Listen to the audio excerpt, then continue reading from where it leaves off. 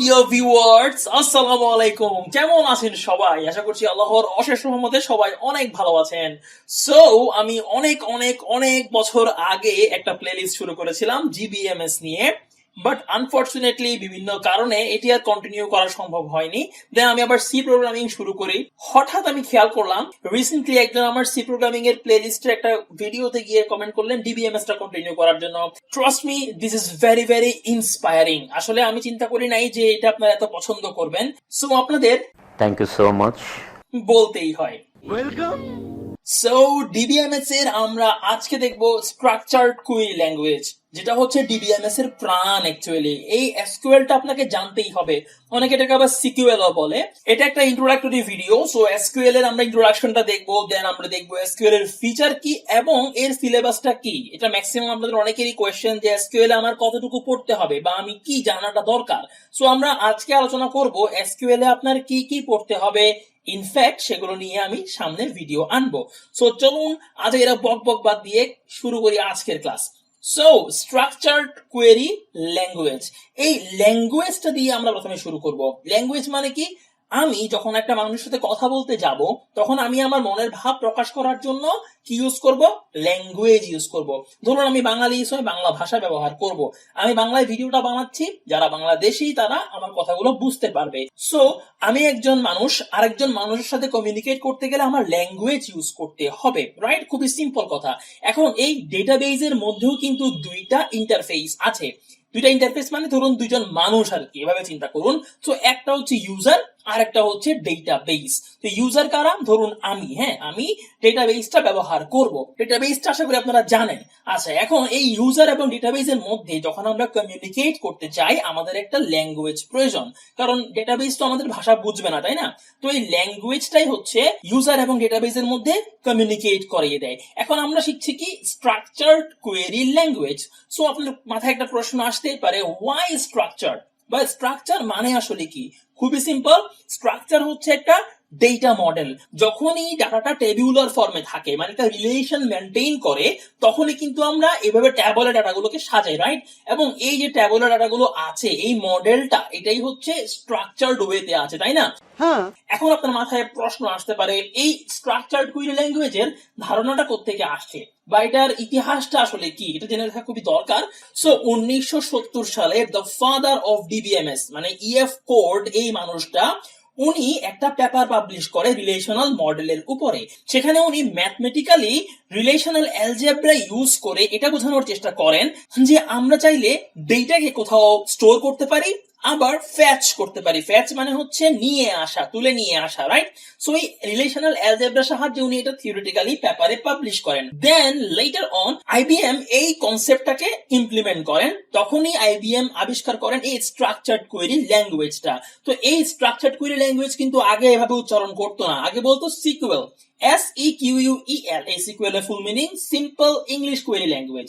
Simple English কেন? কারণ database এই যে স্ট্রাকচারড কোয়েরি ল্যাঙ্গুয়েজটা আছে, এখানে আমরা যে যে কমান্ড গুলো ইউজ করব, যে কিওয়ার্ড গুলো ইউজ করব, সবগুলো হচ্ছে ইংলিশে। যেমন select, insert, update, delete, alter, everything সবকিছু হচ্ছে ইংলিশে। তাই এটাকে রাখা হয় সিম্পল ইংলিশ কোয়েরি ল্যাঙ্গুয়েজ বা সিকুয়েল। এখনো আপনি খেয়াল করলে দেখবেন অনেকে এই যে এসকিউএল টাকে সিকুয়েল বলে।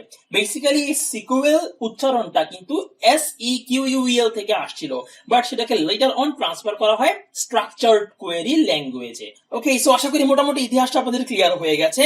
যখন এটা আবিষ্কার করা হয়, আইবিএম যখন এটাতে কাজ করে এবং সেটা ইমপ্লিমেন্ট করে, দেন বাজারে কিন্তু তখন কম্পিটিশন বেড়ে যায়। ওরাকল নিজেদের সার্ভার ডেভেলপ করে, দেন মাইক্রোসফট SQL সার্ভার ডেভেলপ করে, আইবিএম নিজেরা DB2 ডেভেলপ করে। এভাবে কিন্তু মার্কেটটা আস্তে আস্তে ডেভেলপ হয় এই ডেটাবেজের উপরে। কিন্তু বর্তমান সময়ে আপনি যদি খেয়াল করে দেখেন, মাত্র 10 to 20% ডেটাই স্ট্রাকচারড আছে, আর ম্যাক্সিমাম বাকি যে পার্সেন্টেজ গুলো বললাম 80% বা 90% ডেটা কিন্তু আনস্ট্রাকচারড।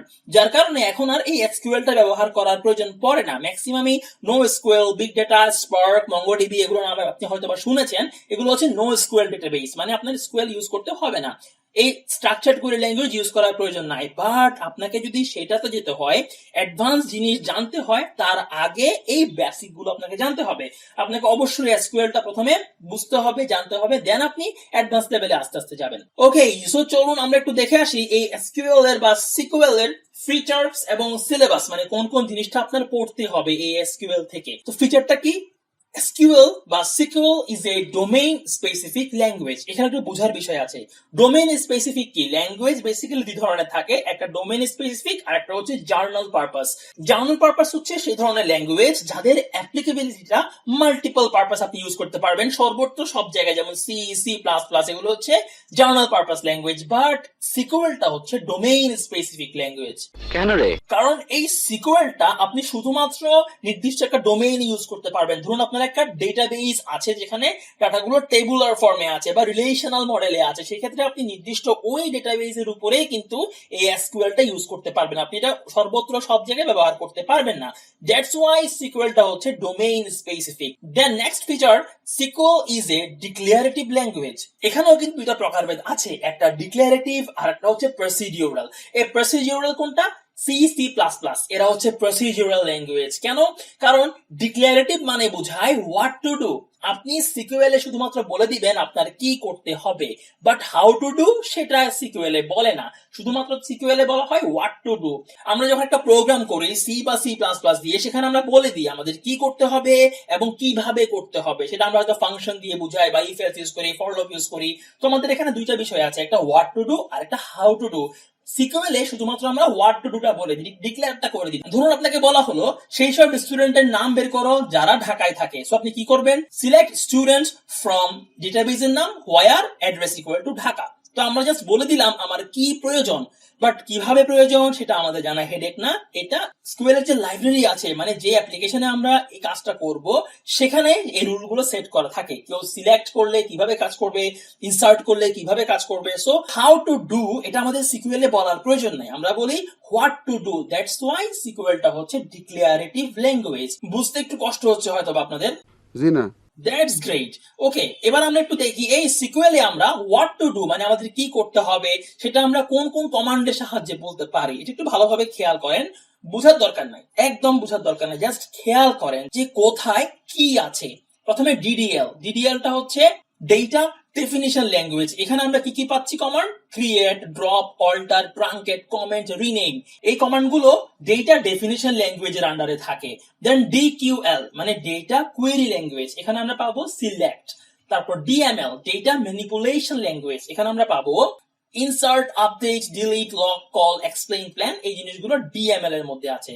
দেন ডিসিএল ডেটা কন্ট্রোল ল্যাঙ্গুয়েজ, এখানে আমরা পাবো গ্র্যান্ট এবং রিভোক। ওকে, এবার আমরা চলে যাই আমাদের নেক্সট পয়েন্টে, কিস এন্ড কনস্ট্রেইনটস। কিস এন্ড কনস্ট্রেইনটস কি? দেখুন আমরা যখন ডেটাবেস ক্রিয়েট করি সেখানে আমরা পড়েছিলাম কিন্তু প্রাইমারি কি, ফরেন কি, ক্যান্ডিডেট কি, এবং ওদের কিন্তু নির্দিষ্ট নির্দিষ্ট কাজ আছে। আপনি যখন ট্যাবল ক্রিয়েট করবেন আপনার অবশ্যই প্রাইমারি কিটা ডিফাইন করে দিতে হয়, কিংবা ক্যান্ডিডেট কিটা ডিফাইন করে দিতে হয়। সো সিকিউএল এর মধ্যে আমাদের কিজ এর ইম্পর্টেন্সটা কিন্তু অনেক বেশি। কনস্ট্রেইনটস কি? যখন আমরা ফিল্ড ক্রিয়েট করি, ফিল্ডের মধ্যে বিভিন্ন ডেটা রাখি, তখন আমাদের কনস্ট্রেইনটা বলে দিতে হয়। সেটা হতে পারে নট নাল অথবা ডিফল্ট কনস্ট্রেইনটস, এরকম অনেক কনস্ট্রেইনট আছে। বেসিক্যালি ডেটাবেস ক্রিয়েট করার সময় আমাদের কিছু রুল সেট করে দিতে হয়, ওই রুলটা আমরা সেট করি কনস্ট্রেইনটস এর সাহায্যে। আশা করি কি আর কনস্ট্রেইনট আপনারা বুঝতে পারছেন যে এটার ইম্পর্টেন্সটা সিকিউএল এ কত বেশি। বুঝলাম। ওকে, সো এবার আমরা দেখবো সিলেবাসের মধ্যে কি কি আছে, মানে আমাদের সিকিউএল এ কি কি জিনিস শিখতে হতে পারে। প্রথমত অপারেটরস। অপারেটরস বলতে আমি এখানে সবগুলো লিখিনি, কয়েকটা যেগুলো মোস্ট ইম্পর্টেন্ট সেগুলো এনেছি। Like, between, in, not in. In not in এর জায়গায় কিন্তু আমরা আবার এক্সিস্ট বা নট এক্সিস্ট ব্যবহার করতে পারি। দেন কন্ডিশনাল। সো যখনই আমরা ডেটা ফ্যাচ করে আনবো, ডেটা স্টোর করার সময় আমাদের কোনো ঝামেলা নাই, বাট যখন ডেটা ফ্যাচ করে আনবো মানে আমরা ডেটা তুলে নিয়ে আসবো, তখনই আমাদের এই অপারেটর গুলো ব্যবহার করতে হতে পারে। ম্যাক্সিমাম টাইমে আমরা এগুলো ব্যবহার করি, like, between, in, not in, এই জিনিসগুলো ব্যবহার করতে হয়। জাস্ট এখন জেনে রাখেন, যখন আমরা প্র্যাকটিক্যালি দেখবো তখন আশা করি আপনাদের ক্লিয়ার হয়ে যাবে। এরপর আছে ক্লজেস। এখানেও distinct, order by, group by, from, having, এই জিনিসগুলোও কিন্তু ডেটা ফ্যাচ করে আনার সময় লাগে। যখন আমরা কয়েকটা ট্যাবল নিয়ে কাজ করব, কয়েকটা ট্যাবল থেকে ডেটা গ্রুপ ওয়াইজ নিয়ে আসবো, বা বিভিন্ন অর্ডারে নিয়ে আসবো, তখনই আমরা এই ক্লজেস গুলো ইউজ করব, অর্ডার বাই কিংবা গ্রুপ বাই, এগুলো আমরা ইউজ করব। দেন আছে অ্যাগ্রিগেট ফাংশন। অ্যাগ্রিগেট ফাংশন কোনগুলো? মিন, ম্যাক্স, কাউন্ট, এই জিনিসগুলো হচ্ছে অ্যাগ্রিগেট ফাংশন, এগুলো আমরা ইউজ করতে পারি। দেন মোস্ট ইম্পর্টেন্ট, লাল কালিতে লেখা আছে অবশ্যই যেহেতু important, joins and nested query.